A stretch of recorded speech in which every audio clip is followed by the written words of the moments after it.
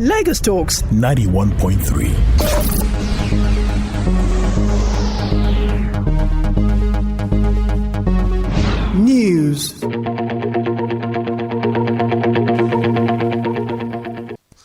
President Muhammadu Buhari has lamented that misinformation has been used to aggravate conflicts and fuel apprehension among citizens and create distrust between the government and their peoples.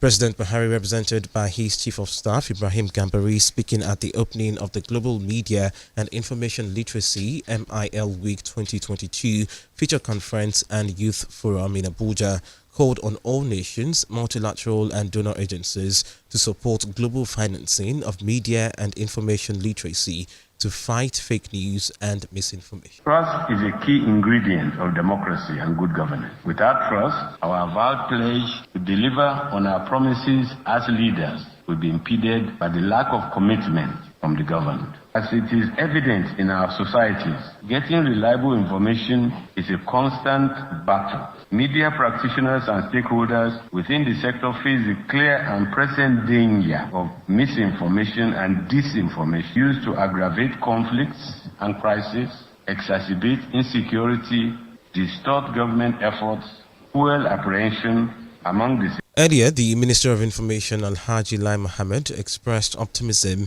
that experiences gathered at the end of the sessions would break all linkages to misinformation, also urging all to equip themselves so as to better tackle disinformation, misinformation, fake news and hate speech. Digital era of information overload, because it allows us all to differentiate what is true and what is false. I want to urge all of us to take advantage of this rare opportunity to equip ourselves so we can better tackle the deluge of disinformation, misinformation, fake news, and hate speech that we are beset with on a daily basis.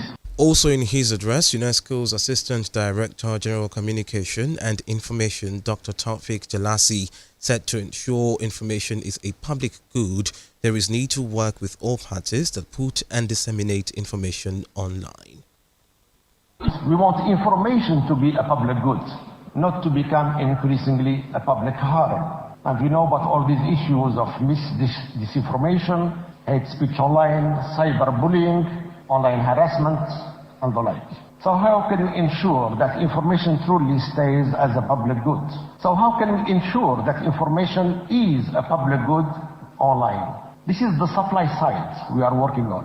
We have to work with the technology companies. We have to work with the digital platform operators, the parties that put the information online and disseminate it worldwide. So they know how to moderate content, how to curate content. President Muhammadu Buhari has asked the Minister of Water Resources, Suleiman Adamu, to develop a comprehensive plan of action for preventing flood disaster in the country and present to him in 90 days.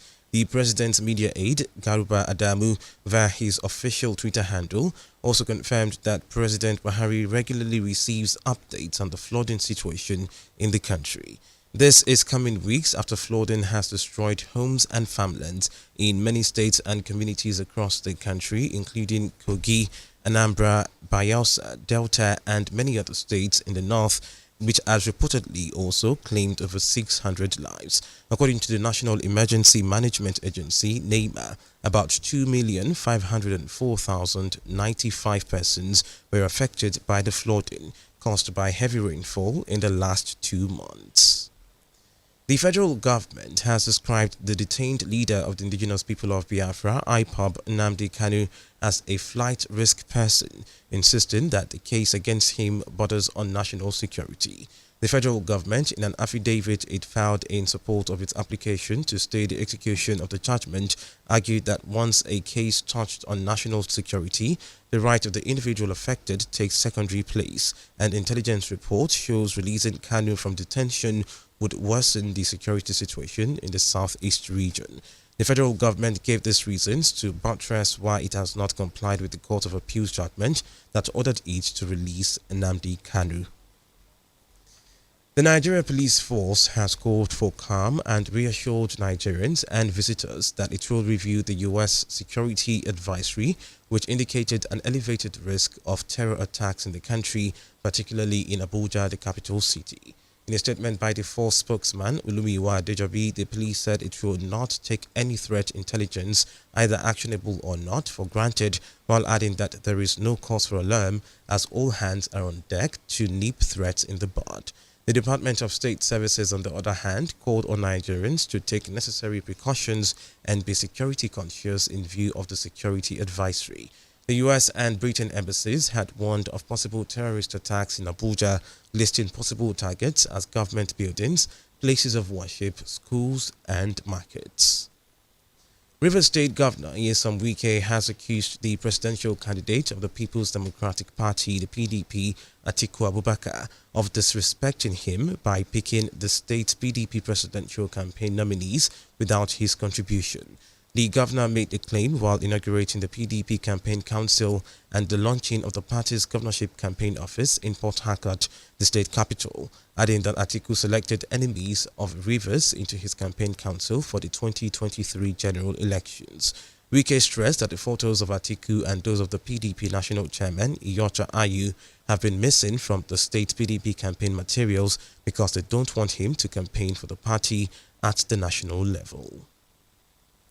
Justice Mobolaji Olajuwon of the Federal High Court Abuja has ordered the final forfeiture of 2 Abuja properties and 2 luxury cars belonging to a former Minister of Petroleum Resources, Diezani Alison-Madueke, to the federal government. The Economic and Financial Crimes Commission said the 2 properties located at plot 1854 Mohammed Mahasir Street and number 6 Aso Drive in Asokoro and Maitama districts of Abuja are said to be valued at over 1 billion naira, while the 2 luxury cars are valued at 36 million naira.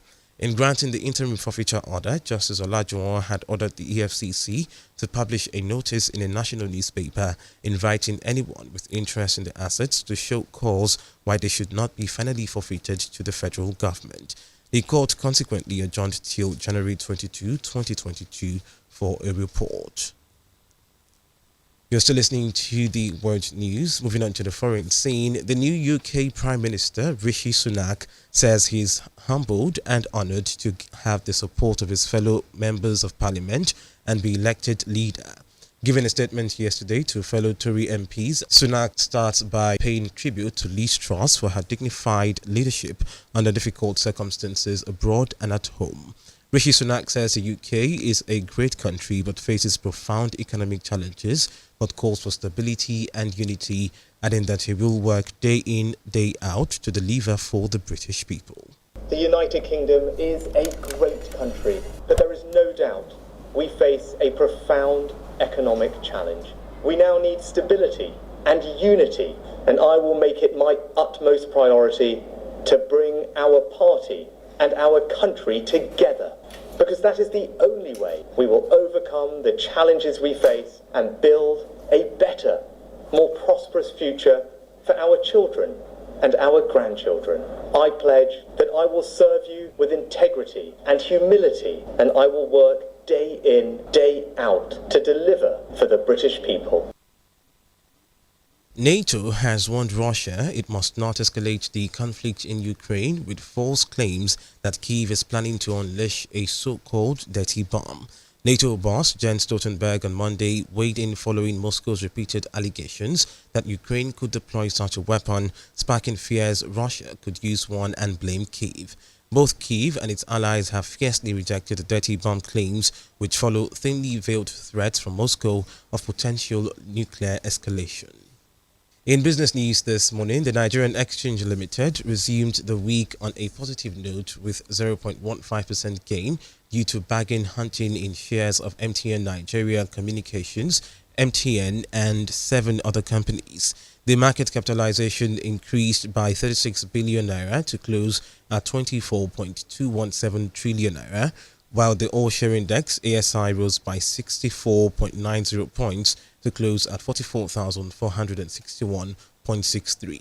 The upturn was as a result of gains recorded in medium and large capitalized stocks, amongst which are MTNN, Beta Glass Nigeria, Lafarge Africa, Adova and Red Star Express PLC. Finally, in sport news, Flamingos head coach Bankole Olowokere says getting to the semi-finals of the Under-17 Women's World Cup is not enough and has assured Nigerians the technical crew is working hard to ensure that the Flamingos get to the final. Flamingos face Colombia in the semis on Wednesday following the South Americans' 3-0 win over Tanzania in the quarterfinals on Saturday. UEFA Champions League returns tonight with round 5 of group matches. Fixtures sees RB Salzburg host Chelsea, Celtic welcome Shakhtar Donetsk, Borussia Dortmund face Manchester City and Sevilla play FC Copenhagen. There is also Dynamo Zagreb against AC Milan, RB Leipzig tackle Real Madrid, Benfica play Juventus and PSG host Maccabi Haifa. Former Arsenal coach Unai Emery will return to the Premier League in November as the new head coach of Aston Villa. Villa announced this on Monday, describing the 50-year-old Emery as a highly experienced top-level coach who has managed over 900 games.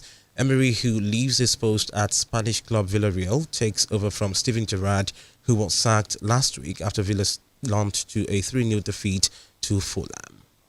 Lagos Talks 91.3.